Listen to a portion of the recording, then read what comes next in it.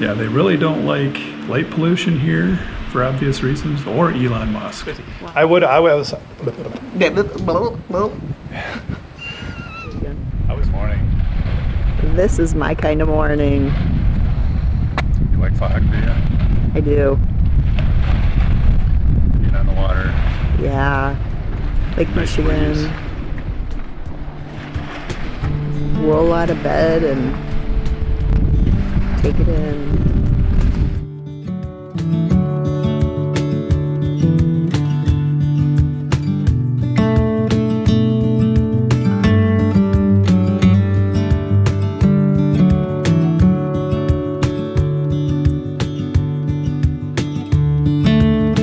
We are at Headlands International Dark Sky Park. We've been here once before. We had a video from a couple of years ago that we were here. We visited in the fall. It was not very busy, but it was cloudy and was not good for picture taking, but Right, and the buildings were closed when we were here. yeah. So, but today we're checking it out in the daytime. We're going to see what kind of information we can get. Because I'd like to possibly come back tonight. It looks like the weather might be good for some dark sky viewing. Yes, and maybe even an aurora sighting. That's a possibility too, yeah. That'd be cool. Let's go check it out.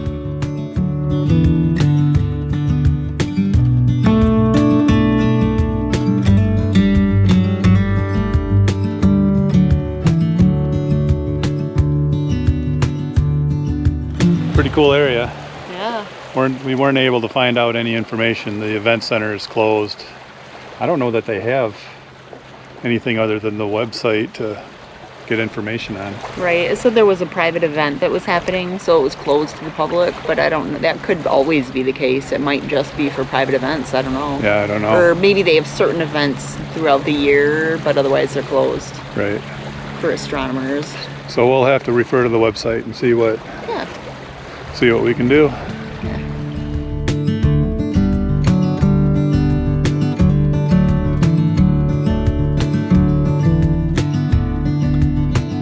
Is it heavy?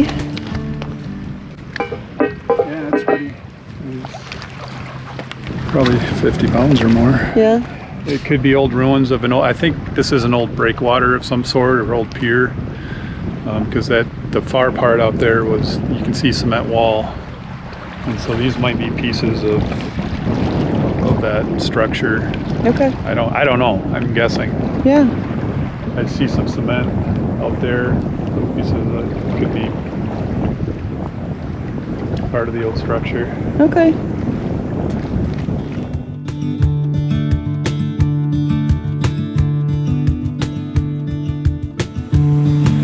I like this spot here for like a long exposure, except that the trees and the bush that are out on that pier that are intersecting the land behind it kind of obscures it, and it makes it harder for post-processing.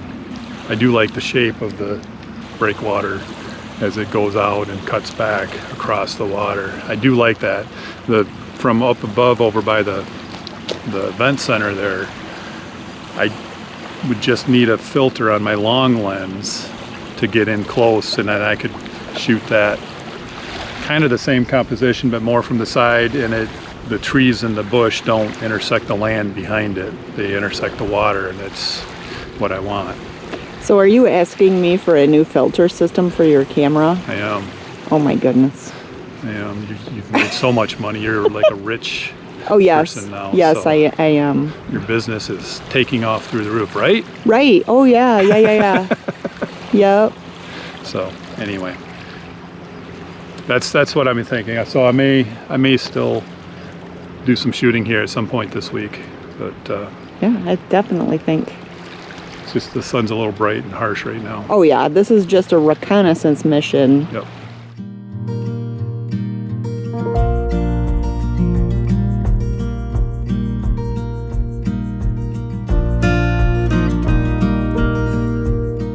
I remembered that as a longer path. Yeah. No, I remember it the way it was. But I'm telling you what I remembered. Yeah, but I'm telling you the way it was. We decided if we were going to be up half the night taking star pictures, we'd better head back to camp to get some rest. We also enjoyed watching some friendly chipmunks that were playing around the campsite.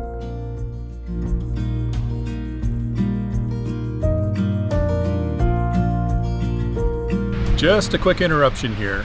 I put together a calendar of some of my photographs. I've entitled it Views from the Shore. And this is for sale right now on my website, DennisKaske.art. And if you are at all interested, I invite you to stop over there and pick one up. I hope that these pictures will inspire you to have your own epic adventures. There will be a link below.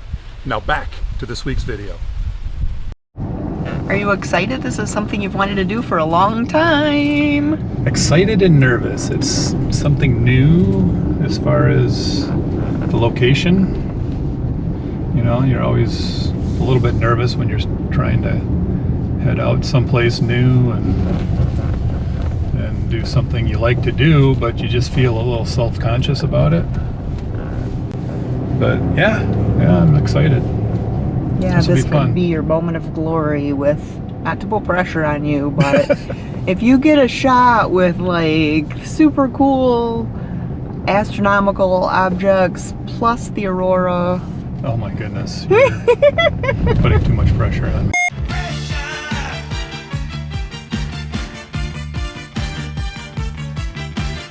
Oh, okay.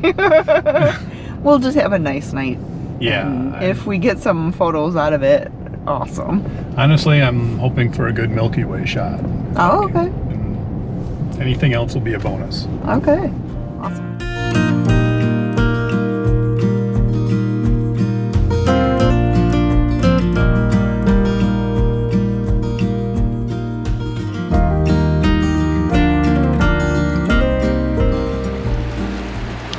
So our second spot.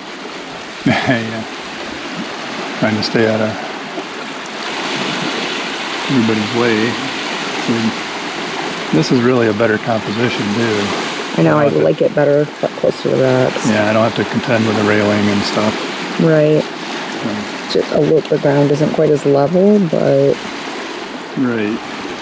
that's what a leveling app is for. It's close. Problem is I don't know if I gotta really disassemble this thing to get it perfect. This is the only level spot I can check level. Oh. This moves. Oh. But it's about as close as I had it up there. Okay.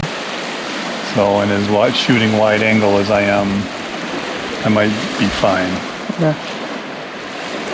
Next time, if I'm shooting like something more deep sky, then I'll take the time and level this before I level the tripod before I assemble everything. Okay. But I'll be up there anyway if that happens. Right.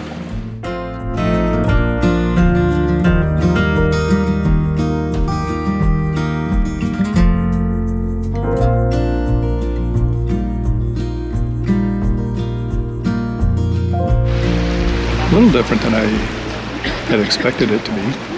Yeah, it's a lot busier than I thought it would be. Yeah, I didn't realize they were going to have. They bring out a couple of telescopes for everybody to go look through.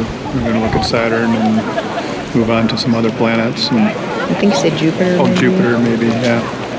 So it's kind of a star party kind of thing. Right, but it's not people with. There's one other guy that I see that has a telescope and some camera gear. Most of the people are here to look at the other astronomers that, like the docent, I think they called it. Yeah. That are affiliated with the Headlands Dark Sky Park. So I thought we'd see more astronomers here. Right. Or astrophotographers or whatever. Right. Although I There's- do see another photographer down there now. Yeah, he's probably been here before and knows to stay away from the crowd. If we come back later in the week, we'll be down there. That's right. Wearing our Bug nets. Bug nets. Yeah, which we may still have to put on at some point. We'll see. Yeah. See how it goes. Waiting for the North Star to appear.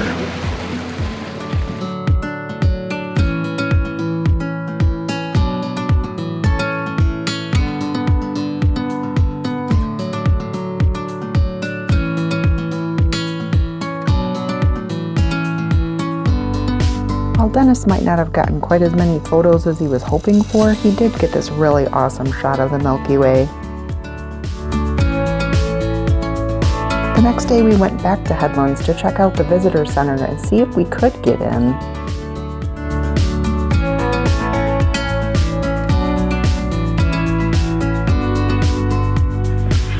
Yeah, they really don't like light pollution here for obvious reasons, or Elon Musk. Why? As we saw the other night as we were shooting the Milky Way and everybody else was around us and stuff, we saw the whole string of Starlink satellites going across the sky. I mean, there was probably close to 40 of them all in a row. And why wouldn't they like that? Because it gets in our shots and we don't like it. We're trying to shoot stars, not... Right, it could confuse people and they could think it's some sort of astronomical something. And It could, instead of a because they look satellite. like a bunch of shooting stars that last for a long time and follow each other. Right, and then why don't they like white light? Because it makes it harder to see the stars, for Yeah. one thing. I mean, you'll see inside is on some of the signs they justify, they say there's too much light. We can limit the light, and then for the most part, I think they're right. Yeah, light pollution. Light pollution, but there are safety reasons we do use a lot of light. Right. So Right. you got to look at both sides of the Right. issue. Yeah, that was one thing that kind of surprised me when we were here the other night, was having somebody would flick a white light on and everyone would scream, "Turn on the white light!" I know, and it got a little contentious too. Yeah, At times. there was a little bit of swearing at one point.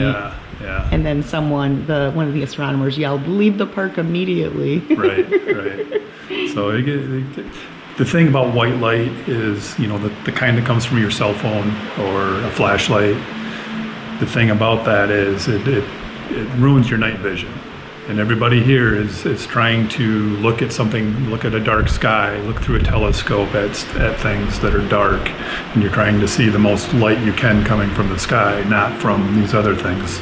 As soon as you have a white light flash in your eyes, your pupils dilate to restrict the amount of light that comes in, and then it makes it harder to see what you're trying to see. So they use red light, and I think you can even use like a green light as well. I've seen some green light headlamps. Oh, okay. I didn't see any here. Not here. I mean, they push the red. But I have seen online when I was looking for headlamps, there's some green ones too, but I stuck with the red. You'll even see on the doors here that they have red film on them.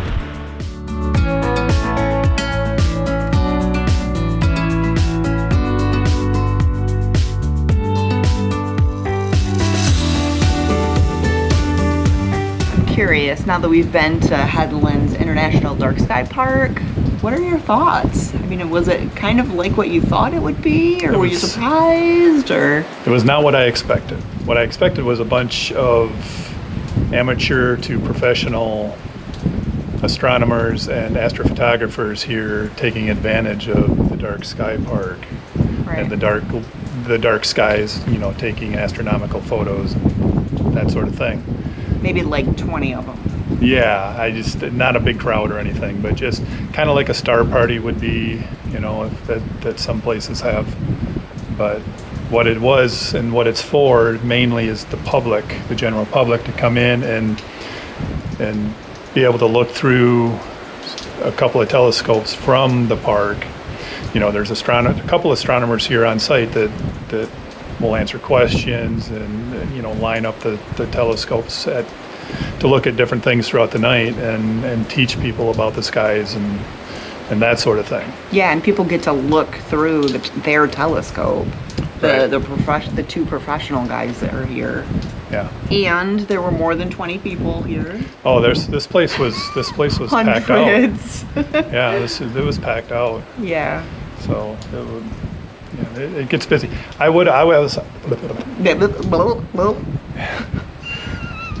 was trying to take pictures and get my own star tracker thing set up, and it was kind of frustrating at times for me trying to do that because we were down in front and everybody was kind of gathered around, not looking at us, but it felt like it. Well, we were I- on display, it seemed like. Yeah, I mean, you know, somebody did come by and say, "What are you taking a video of?" Right, And right, he just had his camera out, was taking Milky Way shots, but right. So it just wasn't what I had expected. I think I would have enjoyed it more if I would have left my camera at home and just come and looked through the telescopes and listened to the guy talk and done that rather than try to be getting my own shots. right. What was your favorite part of the experience? The whole thing, really. I don't know that I have a favorite part. My favorite part was having the astronomer take a green laser pointer and point it up at stars and planets and point things out Oh, in yeah. the sky. And you could totally see what he was pointing at. Yep. And I learned a lot, I think, just Right. from the whole experience. I hadn't expected that at all. And it was a really nice surprise. Yeah, that was my interesting. favorite. Yeah, I like that too. Like I said, I was a little preoccupied most of the time with my camera and trying to get good shots or whatnot. So that didn't go as well as I would have liked. But it just wasn't what I expected things to be like. Right. So, and they were very adamant about the white light thing. And so when I would take a shot, I would put my coat over my head and over my camera to try to block, so I could look at the image without blinding people. Kind of like one of those old-timey camera guys where they would put that big black cloth over top of Exactly like that. but he was trying to do it with a coat. It was a black coat. It worked really well. I just had to make sure the sides of it kind of came down so that Right. no light leaked out, but we were a little paranoid because if white light leaked out, you would get called out. Oh, yeah. Very loudly. Yeah, they were very adamant about that. Yeah. For good reason, but so it just added a little bit of pressure. Right. Expectations. They can put a lot of pressure on us and our loved ones. They can also sour our travels faster than just about anything else. Our expectations for Headlands Dark Sky Park were nothing like what we encountered. The key to enjoying our time there was to let all of that go and just embrace what came. To adjust our own thoughts and plans so that we could make the most of what that park had to offer. We're learning that the sooner we can be flexible, the more we enjoy taking trips together. That's easy to say, but not always easy to do. Next time, we will bring you more of our adventures at Wilderness State Park and the surrounding area. Make sure you subscribe and hit that notification bell so you don't miss it. Thanks for watching, and until next time, go out and live your best life, one adventure at a time.